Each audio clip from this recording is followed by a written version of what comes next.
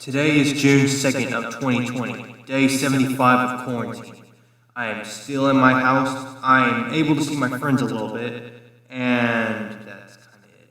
Oh yeah, and probably some people have been wondering why I haven't uploaded some videos in quite a while. Well, let me think on that.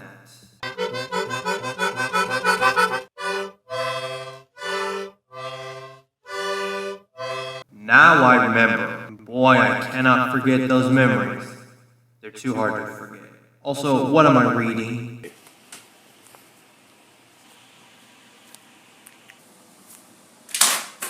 Ew, I'm not gonna read a book about China. They're the one who started the virus.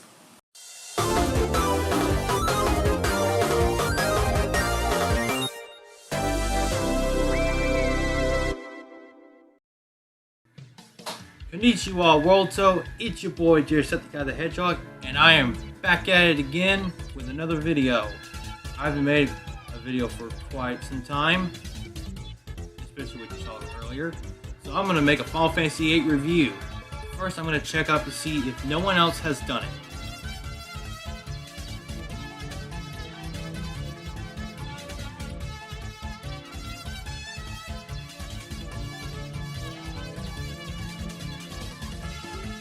Boy, do I hate being wrong. Well, let's just scroll down and see if there's any good reviews. Wait, what's this? GITCY? What is GITCY?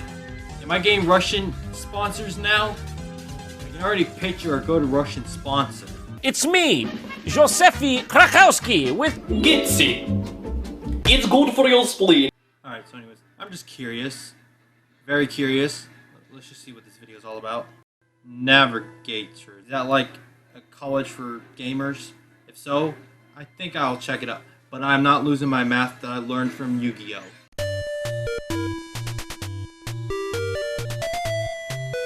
Gaming in the Clinton years? What is gaming in the Clinton years? Siri, does Bill Clinton have anything to do with video games?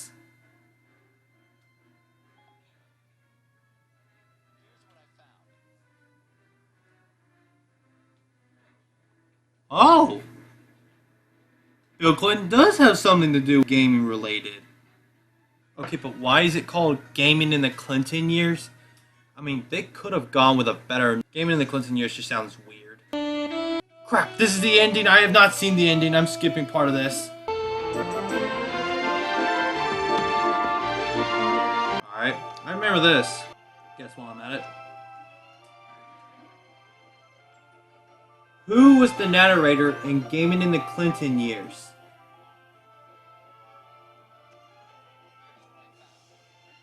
I see.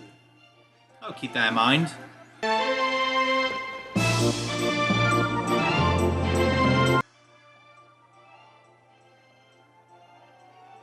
Oh, is this how they do the animation?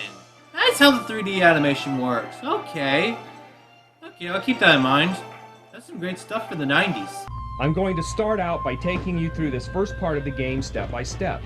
You begin with Squall, an antisocial garden military trainee. Anti-social trainee?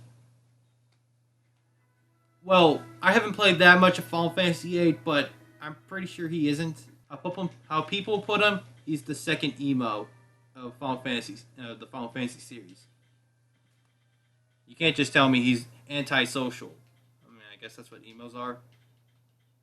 Who is yet to meet the love of his life. First off, if this storyline is truly to reach epic levels, then I hope one of the lovers dies. You're surely one of those people who do not like the Hallmark Channel. I mean, that's too dark. From Shakespeare to The English Patient to Titanic, death has proven to be the most effective instrument of high romantic drama. So, Shakespeare and the Titanic have a big inspiration of dying. Does this man have a brain?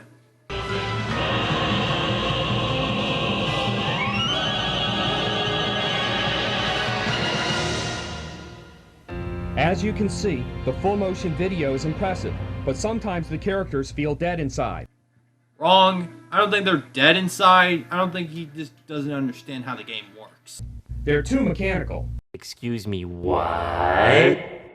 Renoa's eyes aren't lively enough, and Squall's face shows no character. Wrong. He's the main character. Is this man stupid? Does he not know how Final Fantasy works? He's over-idealized, and the emptiness he feels inside isn't quite captured in his eyes and facial expressions. Perhaps that will change. If you think Squall looks young, check out Zell, the ultimate geekazoid. Siri, what is a geekazoid? That's what a geekazoid is, an animal? I feel like I read the Urban Dictionary. Look how he smiles right into the camera. Can you get any cheesier than that? No. This game's not cheesy. There was a lot of money made for this production. Oh well, when you're in class, go into the tutorial in the study panel on your desk. I've never been to that part. Here you can download your first 2 Guardian Forces, or GFs. A Guardian Force is a powerful mythical creature, or spirit, which casts and defends against certain types of magic. Shiva's elemental magic is ice, so she's effective against fire enemies.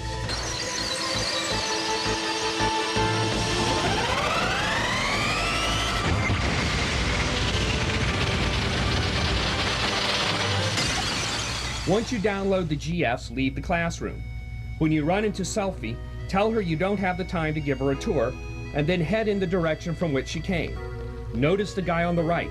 He'll give you 7 magic cards for later use. I did not know this.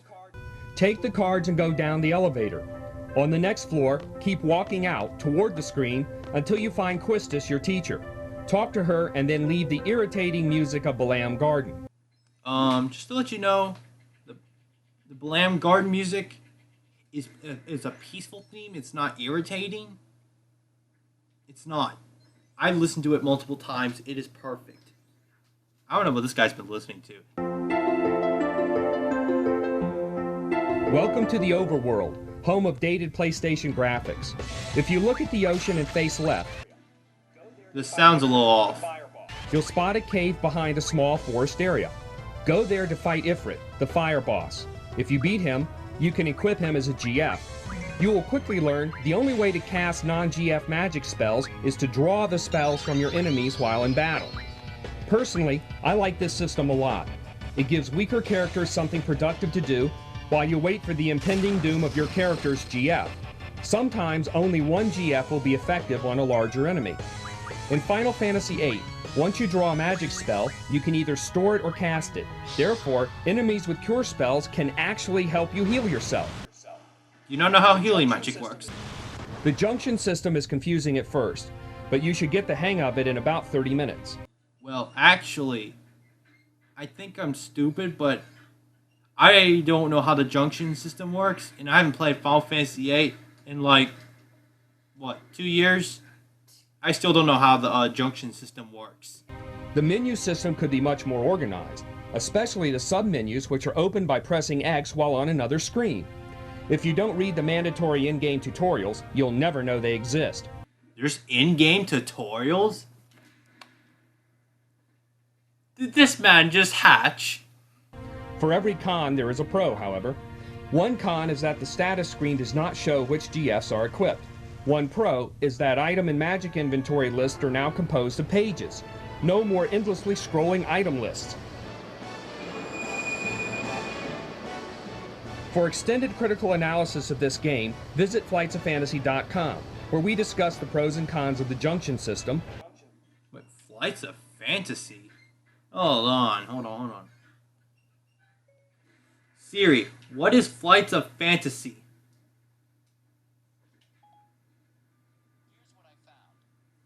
Flights of Fantasy is a fantasy trading card art.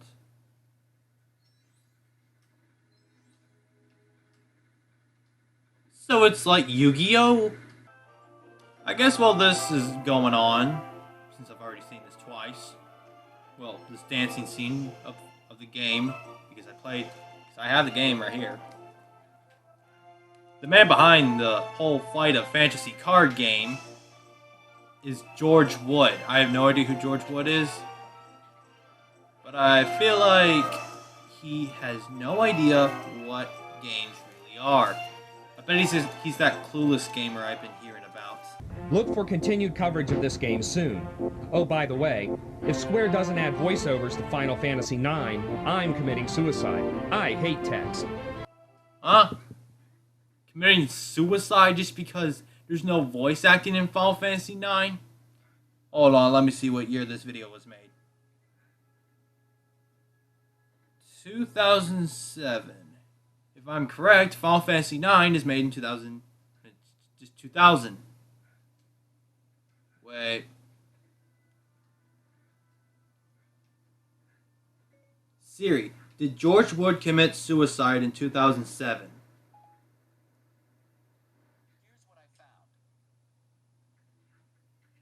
Well, that was a load of crap. Alright, I just figured out, this guy makes a lot of short videos on his game reviews. So I figured why not just add 2 more videos for the review. So next up, I'm watching GITCY, Super Mario RPG. Boy, let's see what he says about Gino. I bet all these Super Mario RPG fans are going to get super mad at him. So what do you think Super Mario RPG is about? What is it about? Oh, I don't know. What is Super Mario RPG? A role-playing game. Am I stupid or am I a 5-year-old who doesn't know nothing? Saving the princess? Wrong. In the very beginning of the game, Bowser does kidnap the famous lady of video games. You hypocrite. You just said kidnapping the princess? Wrong. Bowser swoops in and takes the princess.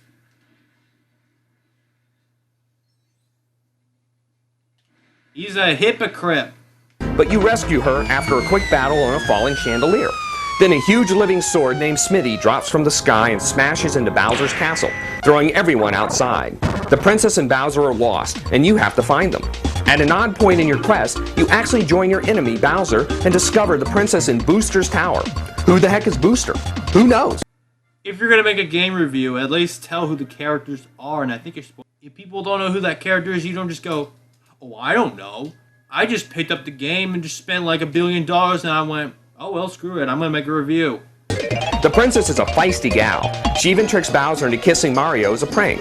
Don't mess with the princess. She doesn't like to play games. But we like to play this one. Really? What kind of sentence or dialogue is, she doesn't like to play games, but we love playing this game? That's like being stupid. Who wrote your script? Super Mario RPG is full of fun. The battle controls are the best of any RPG. Other Nintendo characters also have cameos. Donkey Kong appears in the jungle. Link from the Zelda games is found sleeping in one of the inns, and the 8-bit ancestor of Mario is found behind a curtain in Booster's tower. Hey, wait. You're forgetting someone. What about Samus? This man did not try to find any secrets or hints or anything. This man didn't even try one bit. The 3D graphics of this game are outstanding. You will love this game. Yeah, love this game. Yeah, sure, tell everyone that. The only flaws are the poor hit detection outside of the battle screens and the low difficulty level. You'll beat this game in a week tops if you play a lot every day. So, that means I can't use the bathroom, I can't eat with my family, I can't go out and get some exercise. I have to sit here in a diaper for weeks playing this game? I can just assure you this man did not even try. Nevertheless, you have to play this game. So rent it, have a ball playing it, beat it, and return it. Mario is back on top. Grab a pen or pencil, quick. Tadpole Pond. The last song is the hardest to play. The notes are la, ti, do, re, so, do, re, mi. I hope you're writing this down. Look closely at the placement of the tadpole shown here to see where the notes go. Again, the notes are la, ti, do, re, so, do, re, mi. We'll leave it. Alright, I think I got the password. It's called La-di, do, re, so, do, ra, mi. Is that Japanese for something? I feel like it is Japanese for something. La-di, do, re, so, do, re, mi. Now that I feel like I'm saying it more faster, is this Spanish? Some games really tick you off from time to time. Super Mario RPG is one of them. Wait, so a while ago you were like, oh, this game is lots of fun. And now you're saying, oh, this game will entirely make you incredibly mad. You'll throw the controller at your TV and your parents, and you owe your parents a lot of money, which that puts you in debt. In one section of the game, you have to climb vines to reach Nimbus Land, which is floating high in the sky. Our game guy Tom Allen was so mad, he almost broke his controller in half. The play control in this area is awful. Yeah. Is Alan, I don't know, a 3-year-old playing this complicated game? Wait a minute, George, wait, something just popped into me. George would never played this game. He got other people to play it. This man's a scam. Especially this jump right here. He's still trying to make this jump without falling. We'll have the ending to this otherwise fun game on a future episode, so keep watching the show for more coverage of that famous mustachioed plumber. Alright. On to the next one. Alright, here we go with this last one for today. We got GITCY Banjo-Kazooie. Oh, speaking of which, I have Banjo-Kazooie. Yeah. This is the original game. Yeah, that's the original game cartridge.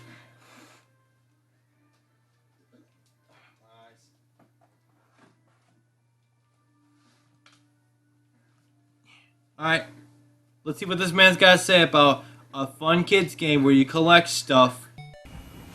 Well, the suspense is over. Banjo-Kazooie just barely misses straight A's with 1 B in difficulty. At least it's harder than the piece of cake Mario 64. What? What's with the whole, oh, we're gonna give this game a little, test. A, B, A. What? What kind of rating is that supposed to be? And also, what do you mean by it's harder than a piece of cake of Mario?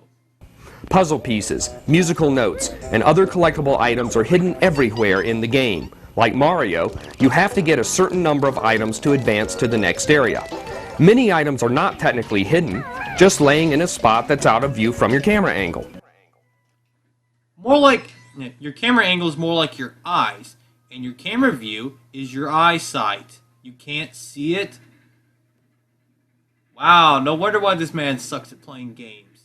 Because he can't look at the screen right. I bet he's eating pizza while playing the game at the same time. Banjo-Kazooie is truly one of the best action games ever made. It outperforms Mario in just about every aspect. Actually, no. Mario's still popular. Mario's still better. Still on the top. Way more about Banjo-Kazooie. I mean, yeah, there was a bunch of people that were like, oh, yay, Banjo-Kazooie's in Smash, but then a little bit more, Sans got more. Like, everyone was like, oh, for Sans. Graphics especially. The detail is amazing. Even the clouds move in the sky above. The water rippling and the subtle undulations of the current are incredibly realistic. Realistic, huh?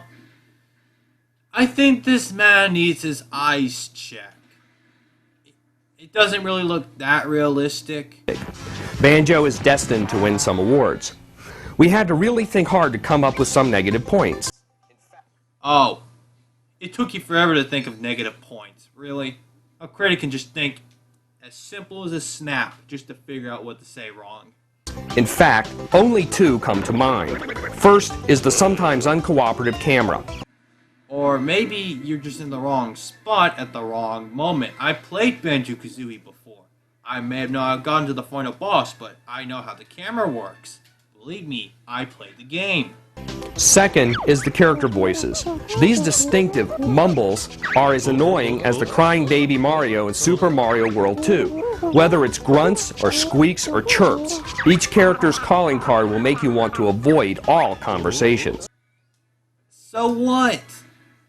You can't just make it go like, oh hey, I'm Banjo. Yeah, look at me, I'm a Kazooie. And the mole's like, oh hey guys, how you doing?